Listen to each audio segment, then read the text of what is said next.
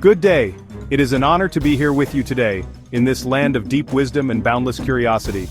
I am Bruce Hapke, a planetary scientist from the United States, and I come bearing stories from the moon, Mercury, and beyond, not of mythology, but of light, dust, and the secrets they share.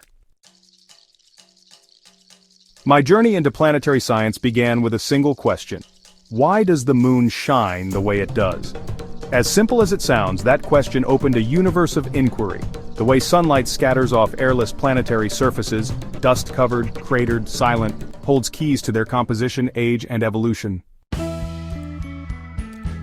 To answer that, I developed what became known as the Hapke Model, a mathematical framework for understanding how light behaves when it strikes planetary regolith, that fine, powdery layer you see in lunar photos. The model accounts for everything from surface roughness to the peculiar brightness surge we see when sunlight comes directly behind the observer, a phenomenon called the opposition effect. But no discovery stands alone. I stand humbly in the footsteps of giants, my predecessors, who laid the intellectual foundation for my work. Harold Urey, who first speculated about the moon's origin, made us realize how little we knew of its soil. Gerard Kuiper, who mapped reflectivity across the solar system, showed that brightness was not just an aesthetic, it was data. Eugene Shoemaker, who taught us the moon was not a static ball but a geologically dynamic world, gave context to the dust I would later model.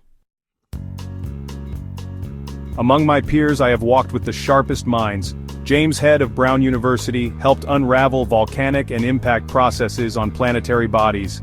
Clark Chapman studied asteroids, his observations giving life to the numbers in my equations. Maria Zuber, whose work with laser altimetry let us touch planetary surfaces with invisible fingers of light, expanded the applications of reflectance models like mine. And I am deeply heartened by my successors who carry the torch further than I ever dreamed. Scientists working on missions like Dawn, OSIRIS-REx, and Lunar Reconnaissance Orbiter have used my model to decode the surfaces of Vesta, Ceres, and Bennu. And today, researchers use artificial intelligence to enhance reflectance models, letting machines read light like a geologist reads rocks. My model has found a place in the toolkits of explorers, human and robotic, and it continues to evolve with every mission that sends back sunlight captured by sensors. In the end, I have spent my life chasing light. Not just metaphorically, but literally. Light carries stories from distant worlds. My job has been to listen to it. Thank you, Big Teacher, for inviting me here. And to all the young minds listening, keep asking questions.